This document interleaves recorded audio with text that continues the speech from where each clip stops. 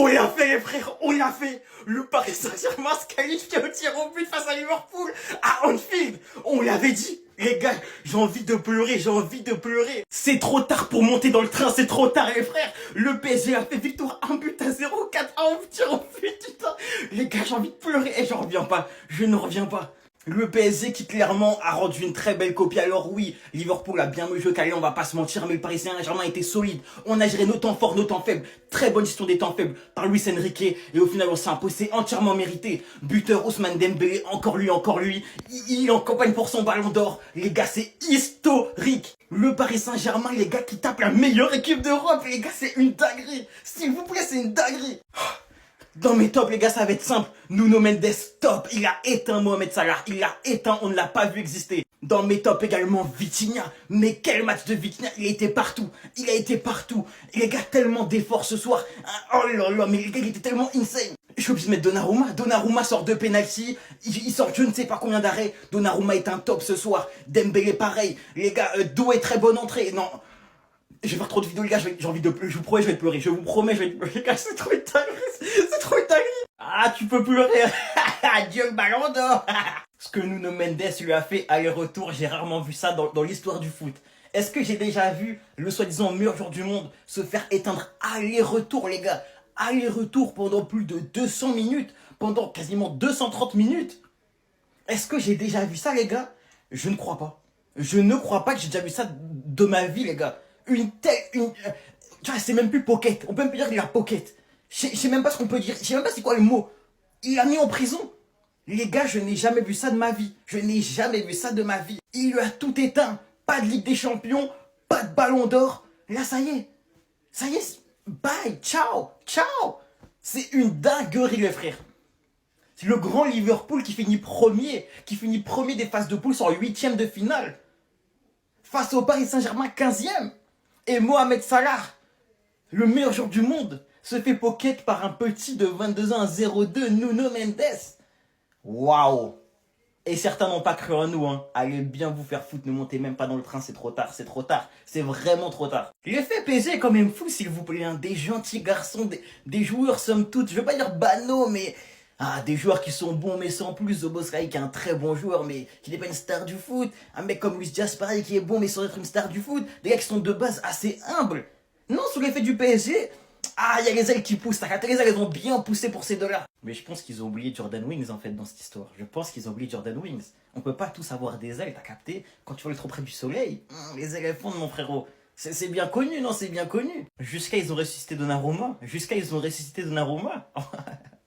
C'est cocasse quand même, c'est quand même assez cocasse finalement. Non, ça c'est une bonne leçon d'humilité, c'est une très très bonne leçon d'humilité, ça vous apprendra à faire les gangsters, lesquels que vous n'êtes pas. Vous n'êtes pas ces antagonistes.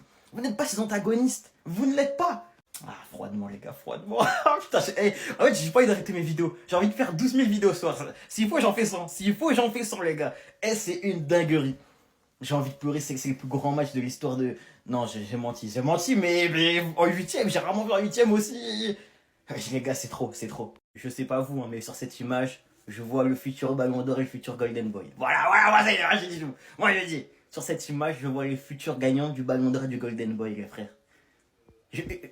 Recevez-moi et la vision, s'il vous plaît. Concrètement, c'est simple, tout va se jouer en Ligue des Champions. Au final, tout va se jouer en Ligue des Champions. Selon ce que le Barça et le PSG feront, le Ballon d'Or et le Golden Boy se jouera également. Déjà pour le Golden Boy, je vous l'avais dit, il m'a dit mais non, c'est Koubarsi, indéniable, il n'y a aucun débat. Les gars, je l'avais dit, selon la seconde partie de saison de Désiré Doué, surtout que c'est un offensif, il va beaucoup monter dans le classement. On m'avait dit mais qu'est-ce que tu racontes, c'est Koubarsi, il n'y a pas de débat. Il n'y a pas de débat, ma bitch, il n'y a pas de débat. Il y a clairement débat et Désiré Doué, s'il continue à faire des performances de cette sorte-là, à continuer à marquer, à faire des passes, et en Ligue des Champions en plus, les frères, bien évidemment, qui sera Golden Boy. Concernant le Ballon d'Or, en termes de stats, les gars, Dembélé n'a rien à envier à personne. Également Rafinha, ou qui vous voulez. Il n'a rien à envier à personne. Il fait les stats qu'il faut.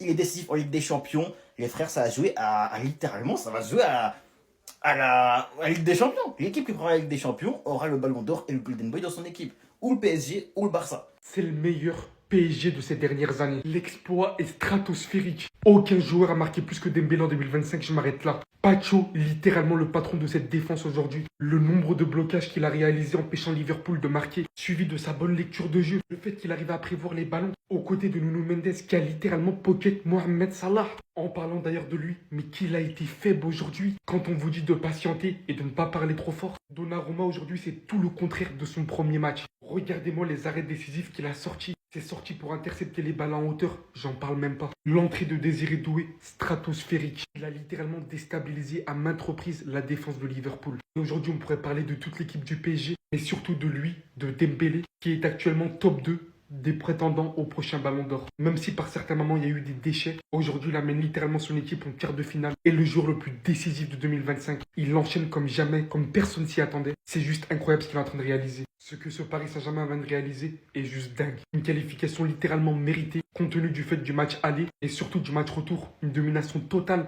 des prolongations suivies de la première période, même si en seconde période c'était plus pour Liverpool. Tout est mérité. Les gars, c'est mérité. Ils ont fait pleurer Mohamed Salah. Avant de vous montrer, rendez-vous compte que cette victoire est pour les supporters. En vrai, c'est quand même triste. Dites-vous que Salah a lâché quelques larmes après le match. Hormis la défaite aujourd'hui, je vous rappelle qu'il n'a toujours pas prolongé avec Liverpool. Et que c'était peut-être la dernière Ligue des Champions qu'il disputait avec eux, hormis le fait qu'il met une croix littéralement au Ballon d'Or. Quand je vous dis que principalement cette victoire elle est pour les supporters,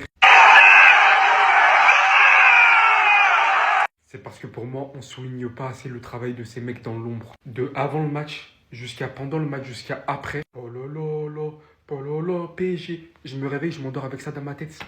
J'ai entendu ça durant tout le match. On n'entendait personne, mis à part eux. Toujours cette hargne, toujours cette folle fidélité. Malgré que les dernières saisons, ils n'ont pas été récompensés malgré tout leur soutien. Même si pour l'instant, ils sont loin d'avoir gagné la Ligue des Champions, ce qu'ils font encore, que ce soit à domicile, à l'extérieur, de partout, à l'autre bout du monde, ils sont toujours un vrai 12e homme pour leur équipe. Un vrai soutien mental. Ils montrent qu'ils sont clairement toujours avec eux. Et comme je vous l'ai déjà dit, vous voyez, cette complicité, c'est malheureusement quelque chose qu'aujourd'hui je ne peux pas retrouver avec mon club, avec le Real Madrid. Il n'y a pas ce genre de choses. Et c'est véritablement triste quand vous voyez à quel point c'est juste magnifique dans le fond. Il l'a fait, Donnarumma l'a fait. Il vient tout simplement de fermer des bouches. Moi le premier, on l'avait tellement critiqué au match aller. Carrément le gars s'est fait arrêter dans la rue par un supporter. Il s'était fait insulter dans la rue par un supporter. Et là aujourd'hui, il sauve le Paris Saint-Germain. En zone de main, en plus de ça, qu'il maîtrise à la perfection les tirs au but, les amis. On l'a vu avec l'Italie à l'Euro. En plus des 2 pénaltys arrêtés, les amis, dans le match, il a été monstrueux. C'est tout ce que les Parisiens te demandent. Aujourd'hui, c'était son tour de briller. La dernière fois, c'était Alisson Becker. Aujourd'hui, c'est son tour. Il a réussi à dégoûter les attaquants de Liverpool. Regardez-moi le visage de Luis Diaz. Franchement, le Paris Saint-Germain aujourd'hui, chapeau, c'est un exploit. Personne croyait en vous et vous l'avez fait. Ce qui était incroyable, les amis, malgré que je ne sois pas parisien, je sentais la tension dans le match. Du début jusqu'à la fin, je stressais en voyant une équipe vraiment soudée. Voilà, et le plus beau, c'est que j'ai vu Ousmane Dembélé responsable. Le gars, il était à fond, il motivait ses coéquipiers. C'est rare de voir Ousmane Dembélé comme ça. Cette saison-là, il est juste inarrêtable. Encore une fois, sur ce match, il est décisif dans un match important. Il a attendu. Lui aussi, faut pas le sous-estimer pour le Ballon d'Or. On parle bien de Rafinha, mais Ousmane Dembélé aussi est présent. Et là, vu ce que le Paris Saint-Germain vient de montrer, je pense qu'on va plus les sous-estimer. Dites-vous que Liverpool, ils ont terminé premier de la Champions League et ils ont quand même réussi à les faire sortir. Et comment ne pas féliciter cet homme-là? C'est le premier à croire au Paris Saint-Germain. Hier, il parlait de remontada et il l'a fait. Non, vraiment chapeau, chapeau.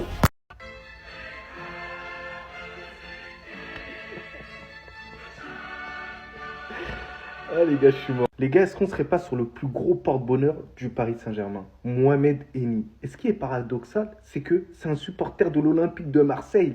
Et à chaque fois qu'il fait des déplacements pour voir le Paris Saint-Germain perdre, mais au final, le Paris Saint-Germain, il s'impose. Et là, la question que là, je suis en train de me poser, c'est est-ce que le Paris Saint-Germain ne doit pas faire un pacte avec Monsieur Mohamed Eni, l'un des plus gros supporters de l'Olympique de Marseille? Et on le sait très bien qu'il déteste le Paris Saint-Germain. Mais est-ce qu'ils ne doivent pas faire ce pacte-là pour obtenir la coupe aux grandes oreilles? Donc moi, le conseil que je demanderais aux Parisiens est menacer Mohamed Eni de venir à chaque fois. Payez-lui les billets carrément. C'est vous qui devez payer carrément. Oui, non les gars, c'est la seule issue peut-être. Parce que j'ai l'impression qu'il y a toujours des scénarios quand ils se déplacent là-bas. Moi, ça m'a déjà fait ça. Je suis déjà allé voir un match du FC Barcelone. Ils ont gagné, mais ils ont laminé. Voilà, ça a été difficile au niveau de mon cœur. J'ai arrêté d'y aller même. C'est bon. Mais lui, il a le mental. Je te jure qu'il a le mental. Parce que vous savez pas, Mohamed Eni, là, je sais pas, il est dans quelle situation là actuelle. Donc, pour ceux qui voient Mohamed Eni, ne le laissez pas rentrer tout seul. Parce que là, il doit être en dépression. Voilà, merci le Paris Saint-Germain. Merci d'avoir montré à certains que le match n'était pas joué d'avance. C'était compliqué. Vous avez galéré, vous avez transpiré, vous avez tremblé la famille. Mais vous imposez dans le bout du bout la famille. Et vous marquez une partie de l'histoire du Paris Saint-Germain. Parce que cette équipe que j'ai vue, c'est une équipe pleine de caractère. Une équipe soudée de la tête et des épaules. J'ai vu un Ousmane Dembélé, malgré ses imprécisions par moments, qui a été un leader. Un Donnarumma tout simplement extraordinaire aujourd'hui. Et c'est comme ça qu'on souhaite le voir. Et c'est comme ça qu'il mènera le Paris Saint-Germain à gagner cette Ligue des Champions. Cette force de caractère, ce mental, il doit le garder. C'est grâce à lui que le Paris Saint-Germain arrive à poursuivre la compétition. Un énorme Pacho aussi. C'était un mort de faim sur le terrain. Il avait la dalle, c'était un leader défensif. Vitinha qui a été le patron au milieu de terrain. Technique, il a rassuré absolument tout le monde. L'entrée de ce monsieur, et retenez bien son blaze, Désiré Doué. Et à partir d'aujourd'hui, il m'a convaincu, la famille. Parce que c'est dans les grands matchs qu'on reconnaît les grands joueurs, les futurs grands joueurs. Quelle habilité technique. Il a rajouté ce plus, simplement le talent. Des putains d'excuses. Apologies. Voilà ce qu'on veut. Des excuses. Perdona. Je sais pas comment on le dit en italien. Apprenez-le. Apprenez à dire pardon en italien. Vous lui avez pissé dessus. Vous lui avez chié dessus. Vous lui avez mis toute la responsabilité sur le dos. Oui, je m'adresse aux Parisiens là. Parce que tous les Parisiens quasiment sans exception, tous mes potes là qui vont voir cette vidéo, qui ont traité Donnarumma et toute sa famille, alors qu'il n'était pas le seul responsable sur l'action et sur la globalité du match aller. Aujourd'hui, il a fait un match de patron. Kiono, viens là, parce que là tu vas célébrer une victoire du Paris Saint-Germain grâce à cet homme. Diol Balafré, Diol Balafré, 2 arrêts sur une séance de tir au but. Sans parler du match, il est sorti dans les airs, il a fait tout ce qu'il faisait pas d'habitude. Il a fait tout. Des arrêts décisifs, des sorties aériennes, penalty arrêté. Il offre la qualification. Là où Alisson a offert le match aller, Gianluigi Donnarumma a offert la qualification. Alisson a gagné une bataille, Donnarumma a gagné la guerre. Les Parisiens, soyez des bons joueurs, présentez vos excuses. Et aussi, je tiens à rajouter une chose, parce que je trouve que les Parisiens n'en font pas assez. Les ultras du Paris Saint-Germain. Les Parisiens, les créateurs parisiens, vous attendez quoi pour parler de vos ultras un peu? Vous attendez quoi pour parler de vos ultras? Moi, faut me dire, aujourd'hui à la 114e, je les ai entendus plus fort que tout Anfield. Je leur ai déjà rendu hommage pour les tifos, pour les maillots Panamix Gaza. Aujourd'hui, moi, je suis frustré en tant qu'amateur du football, de passionné de football, de voir que tous les créateurs, quasiment sans exception, ne parlent que des stars du Paris Saint-Germain, ne parlent que du club, ne parlent que de blablabla. Et jamais un mot pour les ultras. Jamais. Alors qu'eux, ils méritent un respect immense quand on sait tout ce que Paris a traversé. Rendez leur hommage un petit peu.